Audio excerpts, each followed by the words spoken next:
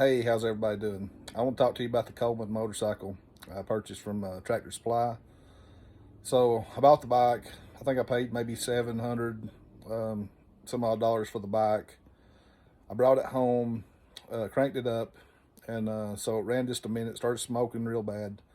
Finally it died, and so I pulled the breather, checked the air filter. The air filter was completely soaked with oil.